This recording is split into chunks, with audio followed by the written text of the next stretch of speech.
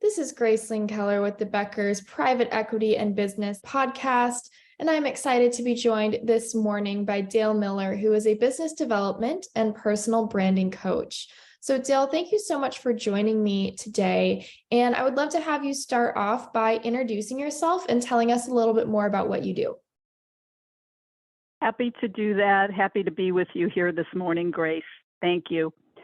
As Grace mentioned, I am a business development and personal branding coach. There's many types of coaches, we all know, but those are the areas that I focus on. And primarily my clients are from a range of industries such as legal, others in professional services, as well as executives and startup founders. How I got into coaching is a long story that I won't go into a lot of detail, but I will tell you one thing that I believe is important to know about how I approach coaching is that I come from a background in the arts. I started my career as an artist, then went into film production, and then later on went into marketing and advertising. This is important because I think that creativity is a very important topic these days, and that's one of the things that I discuss quite a bit with my clients, which we can get into more later. But that's at a high level my background. Discussion with what trends you're currently watching in the coaching space and in the space that you work with clients. Yes, of course. Well, the focus for me is not so much what's happening in the coaching space with other coaches. I mean, I am aware, of course, of what other coaches do, but my approach is focusing on right now the rise of AI, which everyone is talking about, of course. There is a lot of hype behind it, but there's a lot of factual information there too.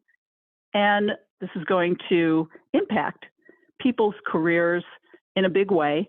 Doesn't mean that it's coming for everybody's job, but in my coaching, I focus on professional development, business development, personal branding, as I mentioned, and all of these things will be impacted by AI because people are wondering what direction they should go, what kind of skills they should acquire, what kind of skills they should focus on, etc. And the world is changing at such a rapid pace. I personally believe there's going to be a lot of new opportunity that can be found at the intersection of human skills, what I call the human advantage, and AI and working with the technology. What are you most focused on and excited about right now? Well, I'm really excited about the opportunity that will be presented for people to really grow and develop as a result of being freed up from some of the more mundane tasks that everybody has in their job, whether you're an attorney, an accountant, or in any other field, or an executive running an organization, a manager working with a team. People are going to be freed up from a lot of those mundane and repetitive tasks.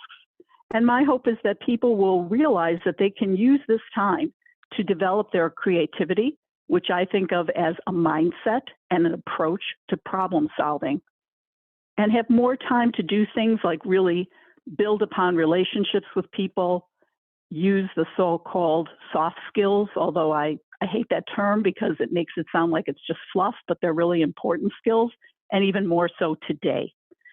So I see the use of creativity as a competitive advantage, and I work with my clients to help them see that point and get to a place where they can begin to think of themselves as creative, even if they never have before, or to build upon the creativity that they already acknowledge that they bring to their job. Because again, I think this is going to become more and more important.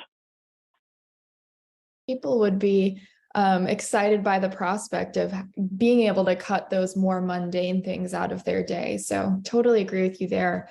And then my final question for you today is, do you have any advice that you'd like to share to leaders, to emerging leaders, to people in the professional sphere, giving all of your knowledge within personal development and professional development? Yes, of course. It sounds maybe simple and something that people should always be thinking of, but again, I think it will be more and more important as these rapid changes with technology and automation are taking place. And that advice would be to just be open, be curious, be willing to try new things. Even if you think those new things, those strategies or methodologies rather, might fail, be willing to experiment and learn from the failure, iterate and move on from there, because things will be changing rapidly. And in order to really stay ahead, you have to be willing to try new things, look at things from a different perspective. Also, I think it's important to be open to diversity of thought. I don't think that gets spoken about enough in the diversity space that everybody is working in and trying to accomplish things right now with diversity. But I think diversity of thought and experience is very important as well. If you have people in your organization or on your team that come to the job from a different background, a different life experience, that will give you an advantage as well. There's so many things, active listening, to really listen and understand your clients, your employees, your team members. And also, I guess I'll close with saying that I very much believe in a combination of old school with new school strategies and tactics.